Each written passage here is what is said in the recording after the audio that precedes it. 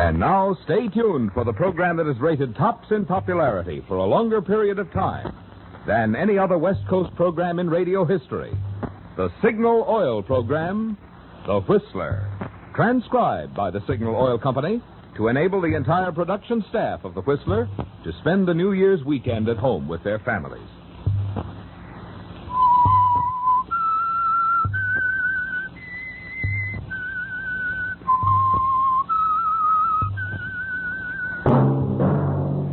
Signal, the famous Go Farther gasoline, invites you to sit back and enjoy another strange story by The Whistler.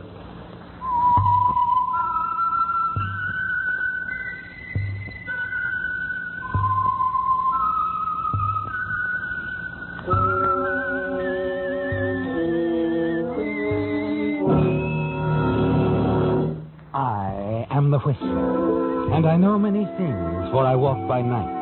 I know many strange tales hidden in the hearts of men and women who have stepped into the shadows. Yes, I know the nameless terrors of which they dare not speak. And now for the Signal Oil Company, The Whistler's strange story. Fatal Step.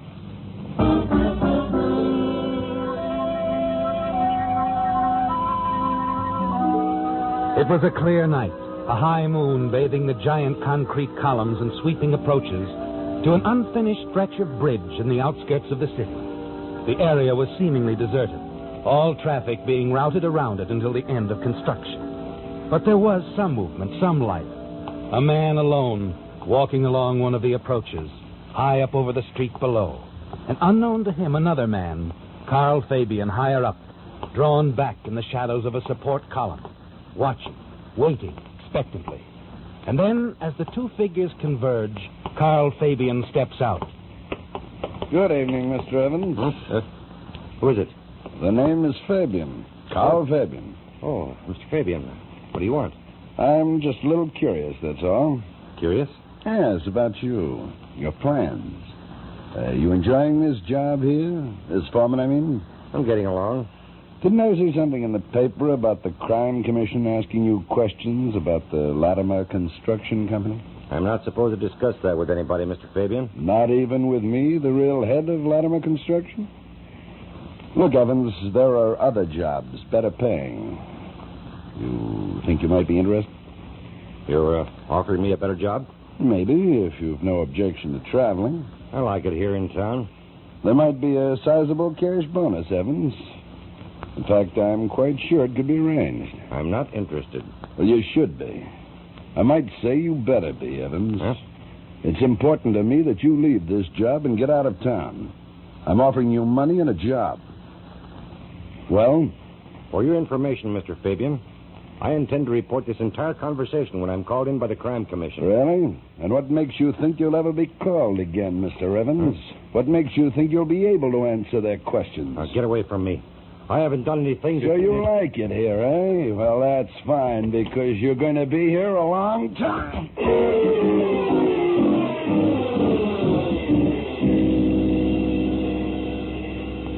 He went over the railing, didn't he, Carl?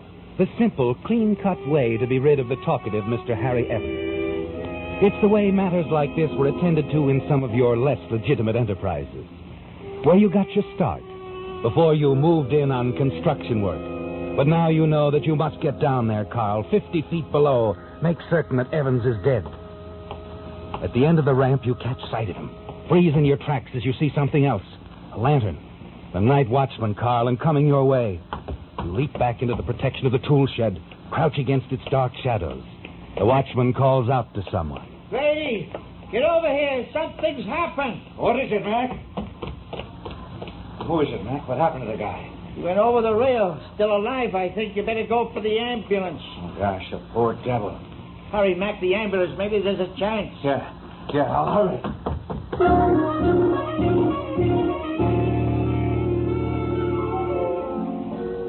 He's alive, isn't he, Carl? Alive. Harry Evans, the conscientious foreman that your partner and front man, Joe Latimer, had hired. The foreman so conscientious he made a habit of visiting the job every night.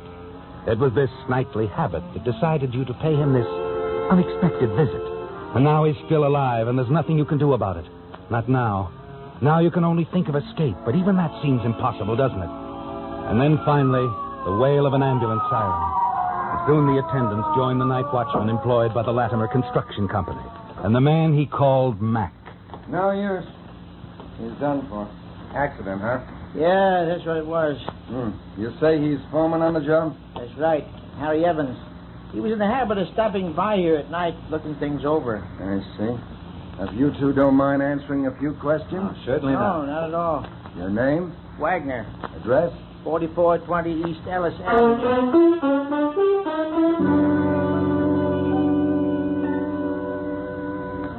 It was terribly close, wasn't it, Carl? The watchman reaching Harry Evans before he died. You weren't even sure that he hadn't found out something, but you're sure you're in the clear. His report to the ambulance attendant was simple and complete. Accidental death, they'll call it. And you're sure you're rid of Harry Evans. Rid of him forever. The following evening, your mind is on more pleasant things. The occasion, a smart supper party. And a girl named Leona to help put you in a pleasant frame of mind. The attractive niece of Judge Victor Mayfield. And you seem to be practically the only man she cares to dance with. You've come a long way in the past few years, haven't you, Carl? Many people think of you as a legitimate businessman. But despite your responsible front, at heart you're still the same racketeer you've always been. Aren't you, Carl? Well, Carl, you seem to be enjoying yourself after all. I didn't say I wouldn't, Leona. I said I was surprised that the judge put in an appearance. So was he. Oh? I'm used to having my own way. Perhaps it's best that you know that. And I'm part of your plans? Why not? An eligible bachelor? Perhaps one of the most sought after? Oh. Carl Fabian, 40-ish, single, tall, rugged, handsome. Sounds like a description from a Western novel. Oh, let me finish. Head of Fabian Enterprises, a real political force in our fair city. Oh, I don't know about that. I do. The judge does. We also know you're the brains and money behind the Latimer Construction Company. What about it? Nothing. Except that it's a distinction to be part of the city's great expansion, growth. Yeah, it is. Well, don't sound so somber. Oh, sorry. Oh, music stopped. Sorry about that, too. Yeah, I really am. Come on, meet my uncle. Who knows? Someday you might get a parking ticket. And if the judge could do me any good, what could I do for him? You could at least be pleasant. Maybe even help him remodel his home. Isn't that what some of you big contractors try to do? Little favors for influential men? Leona, you're quite a girl. Oh, I'm on good behavior tonight. Besides... Yes? You're quite a boy.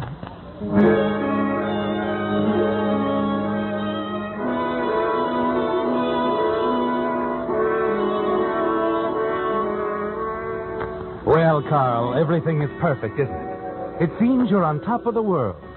And the following day, after the supper party, even the nervousness of your partner, Joe Latimer, supposed head of the Latimer Construction Company, fails to dim your optimistic outlook. Joe, on the other hand, is very upset as you talk in the privacy of your penthouse apartment. Take it easy, Joe. I tell you, everything's going to be all right. I hope you're right. Have you heard anything to the contrary? No, but, Carl, I've been meaning to speak to you. We're riding too high. It's dangerous. But fun, Joe, fun. I'm not so sure. I don't sleep so good lately. Joe, you'd better take a little brandy in your coffee. You're shaking. No, I'm okay. Oh, good. Because you see, Joe, if you're getting any ideas about pulling out... well, remember, this Evans thing doesn't stand all by itself. Let's remember how we built the Latimer Construction Company. How we'll go on building it. Oh, no, Carl, I have no intention of changing anything. Good boy. I just want you to reassure me, that's all, that we'll have no trouble, that nobody suspects anything about Harry Evans. Nobody does, Joe. There's no way, believe me. It's simple. Harry Evans was about to talk to the wrong people, the crime commission. You and I knew he would have said the wrong thing. Yes. I know you liked Evans. He worked for me, that's all. I'm not criticizing Carl. We have to look out for ourselves. Now you're talking. You see, Joe... You expecting somebody? No. Well, I'll go in the other room. There's no need asking for trouble. Okay, good idea, Joe.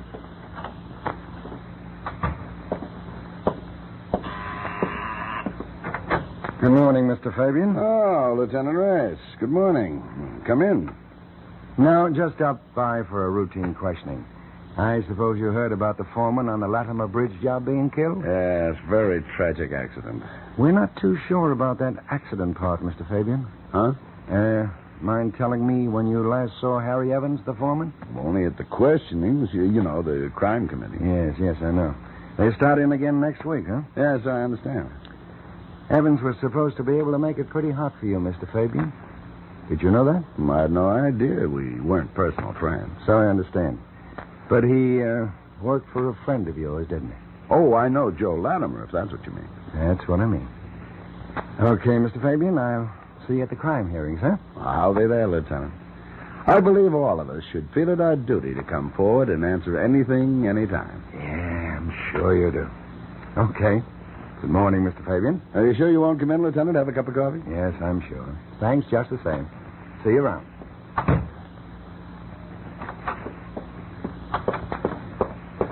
That was a cop, wasn't it, Carl? A cop. Lieutenant Reyes, yes. Why? What difference does it make? How can you ask that? How can you stand there, not blink an eye when there's police around asking questions? How, Joe? Simple. Because I'm a man with nothing to fear, that's how. You worry about construction, Joe. Oh, incidentally, contact Frank Kelsey for me today. Frank Kelsey? Why? I think Judge Mayfield is going to want some work done around his house. Around his house? We're not interested in jobs like that. But the Kelsey Construction Company will be. Tell Frank I said to submit a low bid on any work the judge requires. Tell him I mean low enough to be sure he gets the job. I don't follow. It's simple, Joe. I'll be able to hold it over the judge at a later date, just in case we need somebody on our side. Oh, sure. I'll talk to Frank Kelsey this morning. You do that, Joe, and now you better run on to the office. Keep things humming. You know, nose to the grindstone and all that. Sure, Carl. I was just leaving.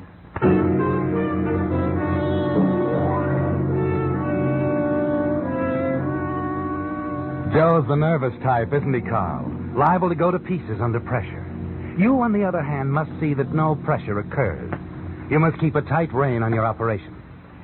A few moments later, the door buzzer sounds again. You wonder if Joe's nerves have gotten the best of him and if he's back for more assurance. But that isn't the case. The man at the door is the last man on earth that you want to see right now. Hello, Mr. Fabian. Hello. I can see you don't remember me. Well, it's understandable. Guess we never did meet face to face. I seem to recall your voice. Oh, you heard it that night, huh? Where were you? Maybe hiding by the tool shed? The night watchman. The night watchman. Dreary job, Mr. Fabian. Nothing like this. Penthouse and all. Thought maybe you'd want to help me change it all. Change it? Yes, you see, Harry Evans wasn't quite dead when I reached him. Remember? He whispered your name. No one will ever believe that. It's fantastic. Oh, come off it. You don't really think you're going to send me away with a remark like that. Now, Mr. Fabian, I think you're going to be real hospitable. Invite me into your penthouse. Well? Yes, of course. Come in.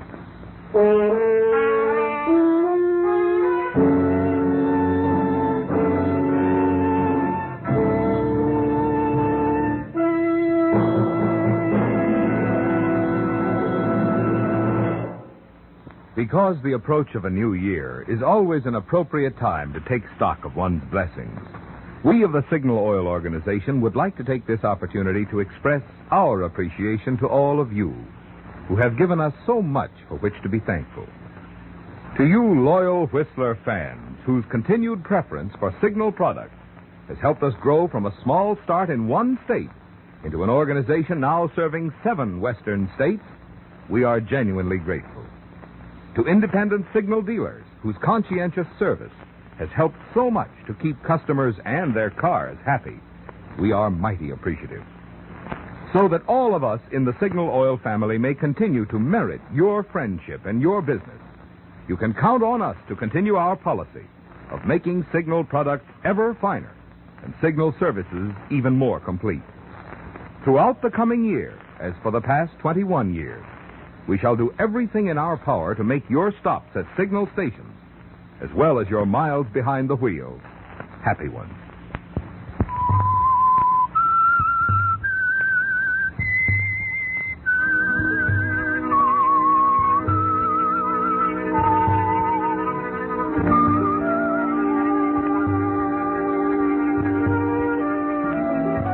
Well, Carl, until the night watchman in the bridge construction job dropped in, you thought you were in the clear. You were certain of it, weren't you, Carl? Certain that no one can prove that you had killed Harry Evans to prevent him from appearing as a witness in the forthcoming crime committee hearing. But now, Carl, your visitor, the night watchman at the bridge job, heard Evans brand you as a killer. You could deny it all, couldn't you, Carl? Or you could silence the little man who now stands before you in your living room, twisting a battered hat in his hand. I know what's going through your mind just about now, Mr. Fabian. Do you? I think you should know that I didn't come up here tonight without any protection. I wrote a letter. Everything I know about that little accident is in that letter. I see. Now, if anything was to happen to me... Oh, nothing will. You needn't worry about that, Mr. Wagner. But you may call me Ernie. All my friends call me Ernie. All right, Ernie. Sit down. Thanks. Thanks, Mr. Fabian. I will. Tell me, Ernie, how do you like your present job? Fine. Just fine. Would you like it better at, say, double your present salary? Well, that sounds real interesting. Only... If it's more money you want... I wouldn't mind that, Mr. Fabian, but... Then what is it?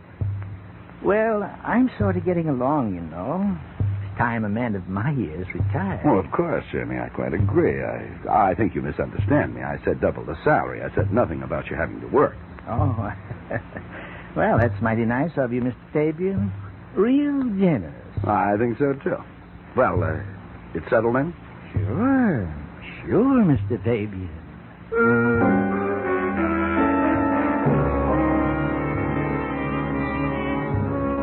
You've disposed of the threat, temporarily at least, haven't you, Carl? Yes. And that's all you wanted to do for the moment. But you know a man like Ernie Wagner can be dangerous because of what he knows, what he can do. And you know, too, that before long, you'll have to rid yourself of him somehow, permanently. The following morning, you call the Latimer Company. Mr. Latimer's office? Edna? Oh, hello, Carl. How are you? Fine, honey. Is Latimer there? No, he went out some time ago, but he'll be back this afternoon. Shall I have him call you? Yeah, what'd you do that, sweetheart? Any news? Yeah. Mr. Latimer had a visitor this morning. Did he? The district attorney. The district attorney? They had a very long talk. I see. What about? Well, I don't know. I tried to find out, but when I walked into the office, they clammed up.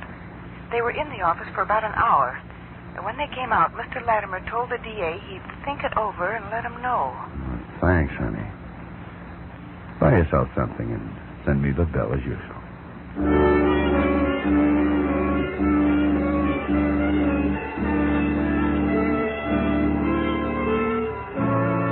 It's something to worry about, isn't it, Carl? The district attorney's visit to Latimer's office. It's possible that Latimer is going to be called as a witness at the crime committee hearings, isn't it? And you wonder why Latimer hasn't told you about it. There must be a reason, Carl. Yes, perhaps the district attorney has offered him a deal. Latimer could double-cross you, couldn't he? Tell him what he knows. You decide to have a little chat with him as soon as possible. But because he's delayed at Coal Town, you have to wait till the next day to see him. Good morning, Joe. Oh, Carl, sit down. Oh, thanks. What's on your mind? Well, first of all, Joe, how about that Kelsey bid? Oh, it went through okay. The judge accepted it. Kelsey and his boys started on it this morning. Fine.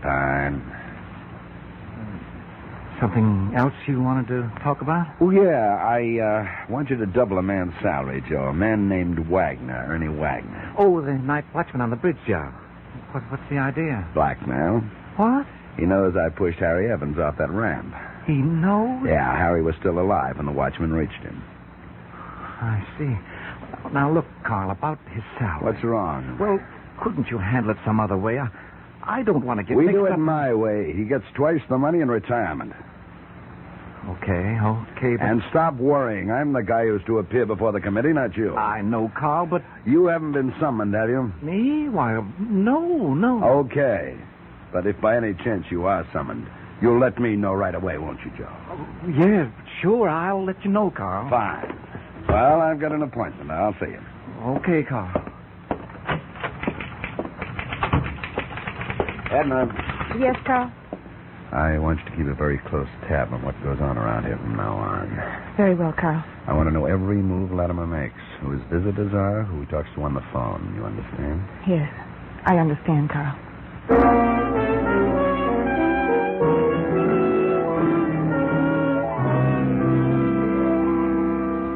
It's important you keep a close watch on Latimer from now on, isn't it, Carl?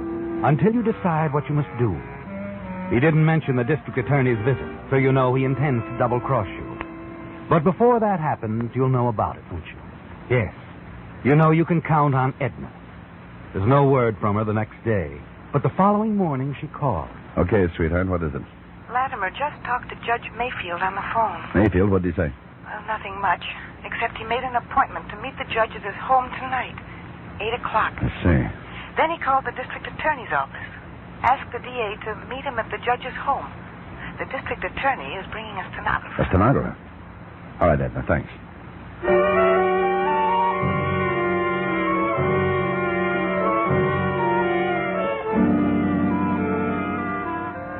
You know exactly what your partner, Joe Latimer, plans to do, don't you, Carl?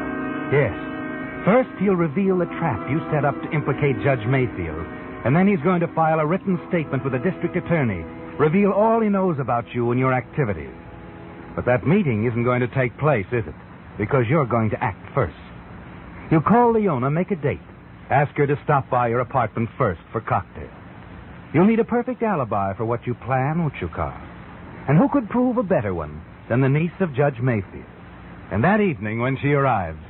Sorry I'm late, darling. Only a few minutes. I'm afraid I'm the one who's late, Leona. I just got here a few minutes ago. Business appointment. Haven't had time to change yet. You mentioned cocktails. Could the lady have one while she waits? Chum, the houseboy is fixing a batch of martinis now, extra dry, just the way you like it. Good. Here, let me take your turns. Now, don't go away. Silly man, as if I would.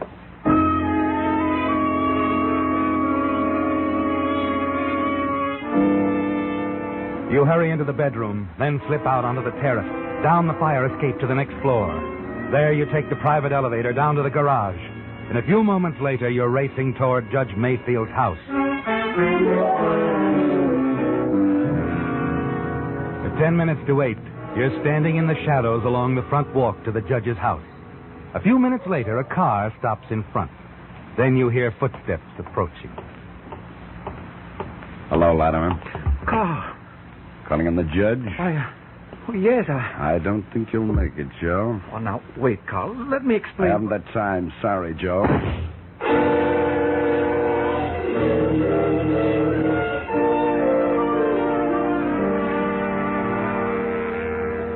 Ten minutes later, you're back in your bedroom, changing quickly into your evening clothes. Your little plan worked perfectly, didn't it, Carl? No slips. And you're highly pleased with the way things have turned out for you. I'm sorry it took so long, Leona. I'm a bit of a slowpoke when it comes to dressing, I'm afraid. Let me look at you. Darling, how can any one man look so handsome, so distinguished? Flattery will get you practically anything you want, dear lady. Have I told you how beautiful you are this evening? As beautiful as some of the other creatures you've known? More so, darling. I don't believe a word of it, but I'd like to hear you say it. Here, I've poured your drink. Oh, thanks. To you, Carl. To us, and a bright, happy future. No cares, no worries. That's right, Leona. No cares, no worries.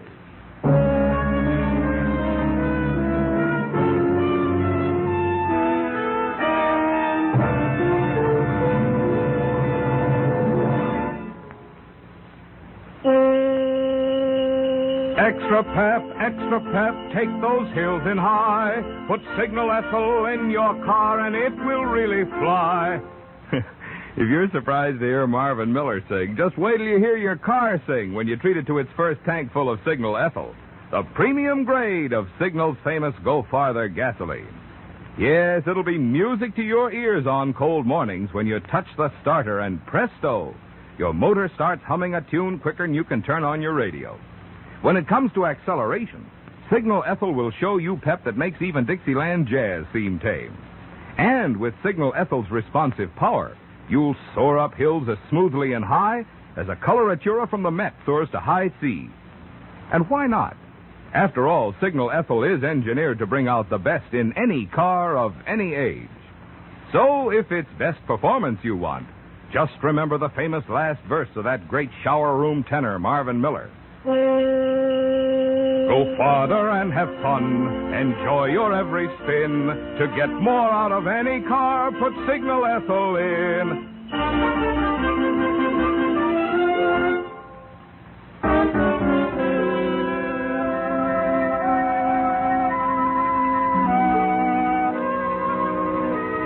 You're certain you're in the clear this time, aren't you, Carl? Yes. Even though you know the police will suspect you, that you had the motive, they won't be able to prove that you killed Joe Latimer. And you've arranged an alibi, too, haven't you? Leona Anders, niece of the highly respected Judge Mayfield. And so, after an evening of dining and dancing, the two of you return to your apartment. As you step inside... Chan, are you... Evening, Mr. Fabian. Well, Lieutenant Race. Allow me, Miss Anders, Lieutenant Race, homicide. How do you do, Miss Anders? Homicide? Is something wrong, Lieutenant? Yeah, what's all this about? Joe Latimer was murdered tonight, Mr. Fabian. Joe murdered? Good Lord. It happened in front of Judge Mayfield's house. The judge heard the shot and found the body. Oh, Carl, how horrible. Now get right to the point, Mr. Fabian. Where were you this evening? Why, Leona and I were at the Halloween Club. Well, of course. Mind trimming me in on the time, Mr. Fabian? Well, let me see. Leona arrived here at the apartment shortly after 7:30. That's We left right. somewhere around 8:15 and went directly to the club. Mm-hmm. Joe Latimer was killed at approximately 10 minutes to 8. Where were you at 10 minutes of 8, Mr. Fabian? I told you right here. Leona can tell you. Was he with you all the time, Miss Anders? Well, no, he went into the bedroom to dress. How long was he in there? Oh, 10, 15 minutes, I suppose. But see. Now, maybe he wasn't in the bedroom. You could have slept out, Mr. Fabian, drove over to Judge Mayfield's house and killed Latimer. Well, that's interesting, Lieutenant, but I'm afraid you'll have to have some proof to get very far. I think I have. These, your shoes, Mr. Fabian. My shoes? I found them in your bedroom. If you look closely, you'll see traces of fresh cement on them. What? The cement you stepped in was almost dry. Otherwise, you probably would have noticed it when you changed your shoes. I don't know what you're talking about. The killer left some perfect footprints in the cement at Judge Mayfield's new patio. And if the prints match your shoes... The judge's patio? That's right. The judge is having some work done around the new house. The cement patio had been put in just this morning by the Kelsey Construction Company. But I don't suppose you'd know anything about that, would you, Mr. Fabian?